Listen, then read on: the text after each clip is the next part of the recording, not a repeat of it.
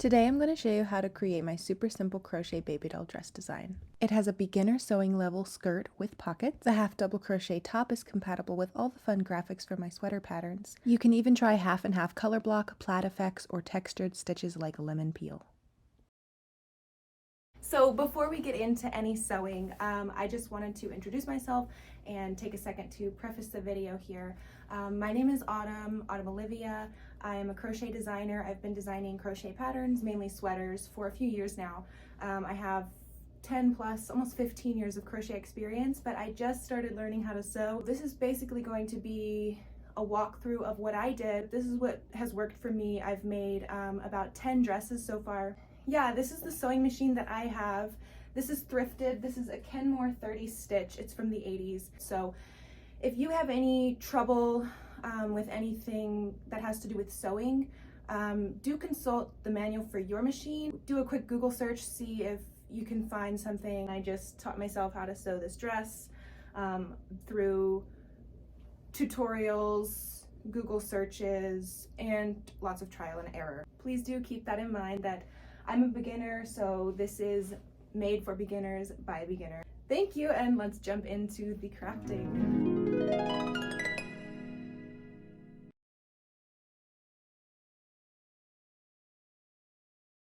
You can use any type of crochet top, bralette, but for this, we're just going to use this simple rectangular top. So you're just gonna work however many you need across. For the height, I wanted the neck opening to be a little bit towards the front. At this point, I just decide how long I want my boat neck to be, and so I chain that many and skip that many and make sure that these two are even. And then I just continue on. So with an even number of rows on the front part and an even number of rows on the back part, that leaves the tail ends. This is the one on the front and this is the one that you end with. And if you leave enough tail length, you can use that to seam up the sides. So I'm just going to turn this inside out. So it's right side on right side. It's pretty hard to distinguish which loops are at the edge of these rows. So what I've found is that it's best to work into 2 loops at a time no matter what, because if you just work into one, it's pretty loose. There's 2 types of loops we're going to find here. Type number 1 is this longer one, and it's kind of crisscross, and the other type is this little double loop here. If you work into that one. These are on opposite ends. So I'm gonna start here.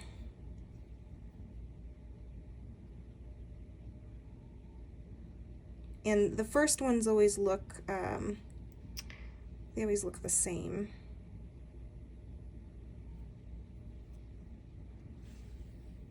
If you take a look at the second one, so I've got this little double loop here, and that's my row number 2. And on row number 2 on this side, it's this crisscross type. So then you'll just seam that. On number 3, the crisscross one is here, and then that double loop one is right there.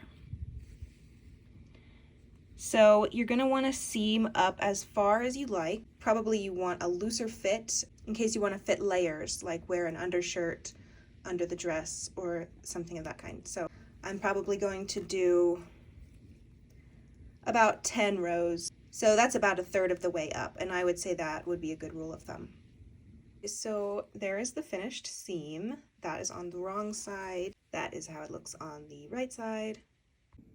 And this is how the top should look just on its own. It falls just under the widest part. So you definitely want to iron your fabric before you cut it.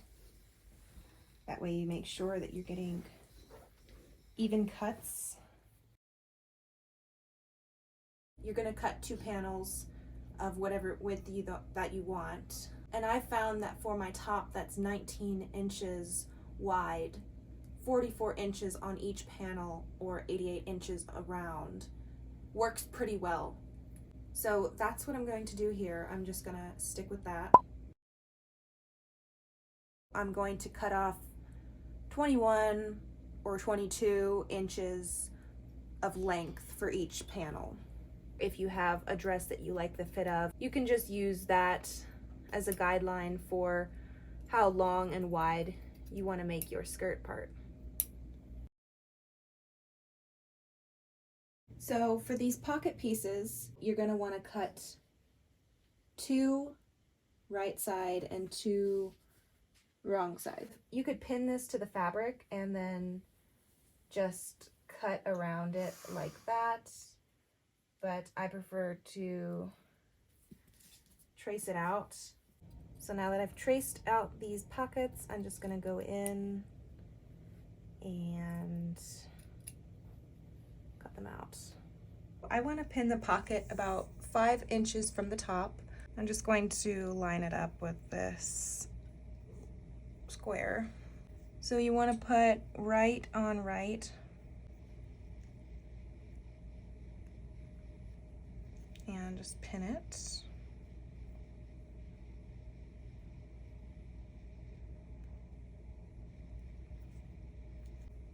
So there's one, and you're going to do the same all around. This is going to go on the other panel, and this will go on the other side of this panel. And you want to make sure that they are all lined up with each other.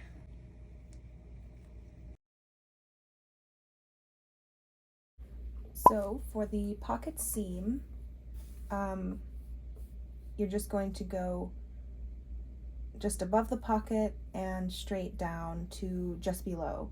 And when you come back and do the side seam, that's going to be a little bit more further in than the pocket seam. So you don't want to take off too much fabric on the pocket seam, so kind of stay closer to the edge than you will when we go back in and do the side seam. So I'm just going to go in a little bit below where I want my seam, do a back stitch off of that pocket, and then I'm going to continue a straight stitch down the whole length of the pocket.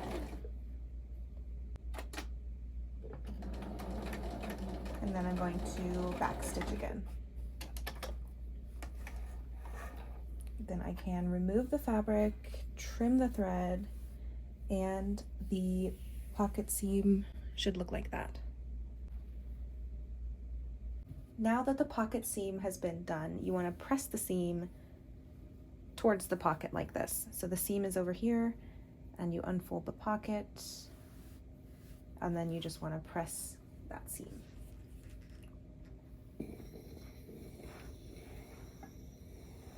Okay, so now you're going to pin the side seams. It's very important to get the pockets seams lined up with each other so that you have even pockets and that this won't show through on the other side. So I'm just going to secure that point and then continue pinning up to the top of this piece. And then I'm going to check the bottom and match up those pocket seams at the bottom. So now that the pockets are secured, I'm going to go ahead and pin around them.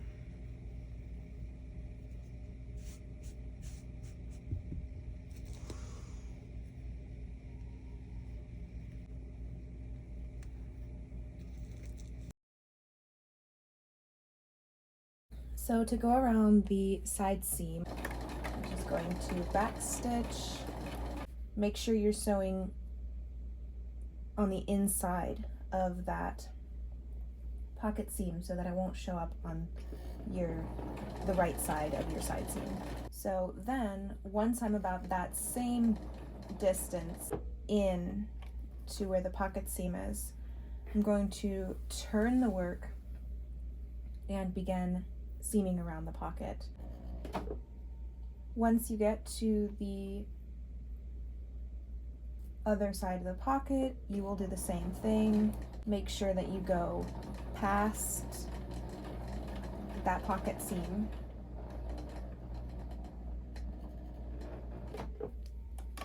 Before turning your work and finishing the straight edge of the side seam. Here's how that finished seam looks.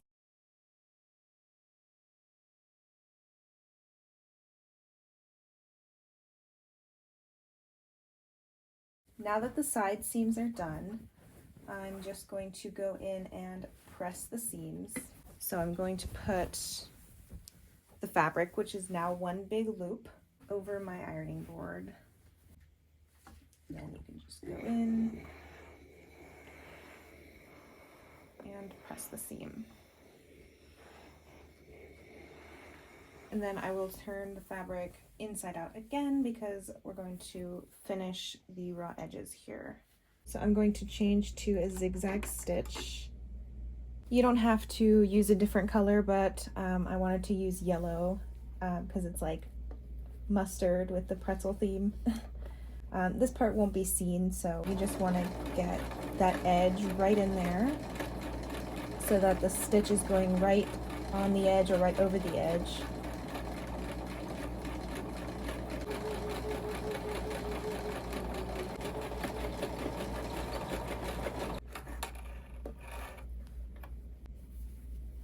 Okay, so here is how that nice finished edge looks.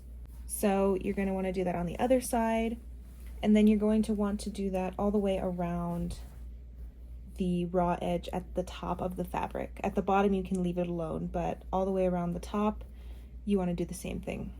Okay, so now it's time to gather the fabric, and to do that you have to do a basting stitch, which is just the longest straight stitch that your machine will allow. I'm going to do one basting stitch per panel. So I'm going to start at the side seam, go all the way to the other side seam.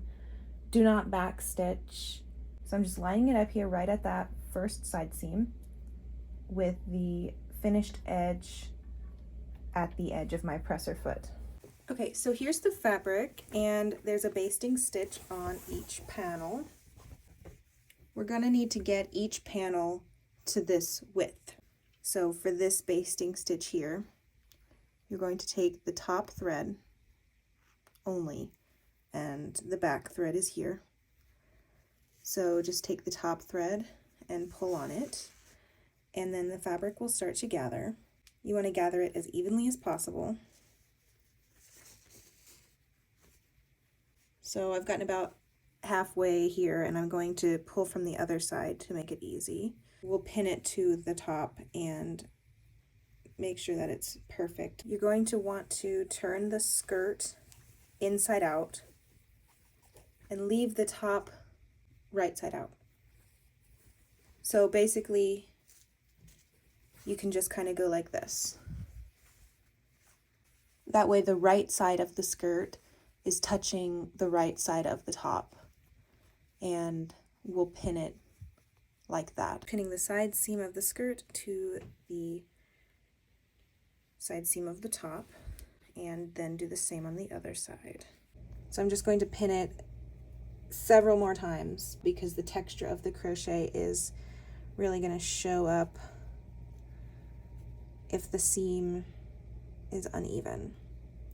So I would say to pin about every inch, and I'm just pinning into the gathering stitch and then directly into the space between row 1 and 2 on the top. The first thing you're going to want to do is set your machine to a zigzag stitch again. Not very long. So I'm going to start on one of these side seams. You're going to want to make sure that all of these gathering stitches and finishing stitches and such are outside of the right side of the fabric. Make sure that you are keeping a close eye on the crocheted edge of the fabric I have tried to sew it the other way around where the crochet part is on top, but then these gathers get stuck in the bottom of the machine, so it's easiest to just do it this way with the crochet on the bottom, but it's a little bit hard to see, and you just have to keep a close eye on it and make sure that it is staying lined up with the seam guide. It helps if you kind of get the crochet lined up down here so that you can kind of focus on what's going on at the needle. All right, so I'm going to drop the presser foot. It looks like it's down with all this fabric, so I'm just going to back stitch a little bit. Make sure that none of these gathers are getting stuck in there or on the front side of your work. Sometimes you have to give it a little bit of push if the feed dogs aren't taking. Here's how your seam should be looking. Here it is on the crochet part. When I pull on it, I can feel the gathering stitches spreading out. Otherwise, you can rip them out with a seam ripper. You just want to make sure that there's some give in the seam there. So I'm just going to steam this so that I can get those gathers to lay flat. And the last step is going to be to hem the bottom. So you're just going to make a fold. Make your first fold and then press it. And then make your second fold.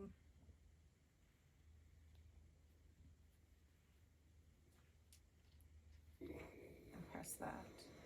You'll want to pin it around. You can press it again after you've pinned it if you have heat-safe pins. Switching back to a straight stitch.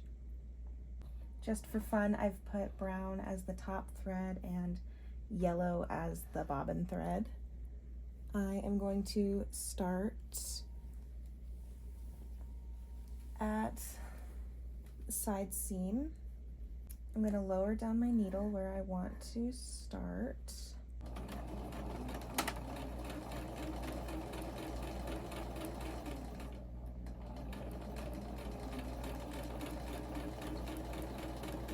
Be careful, make sure not to get any fabric stuck under here that's gonna get seamed to itself. Here is how my hem looks. You could do a blind hem, you could do a bigger hem if you want to be able to adjust it and drop it down later on. You could do a decorative stitch, zigzag stitch. When I changed the bobbin color to yellow, that's how it looks on the back. But that's it. That's the last step, and the dress is now complete. Here's how it looks on.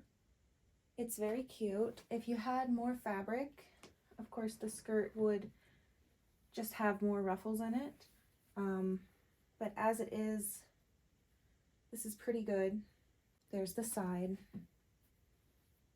Here's the pocket. You could also wear a petticoat under it to give it more of a princess look. Little fun floof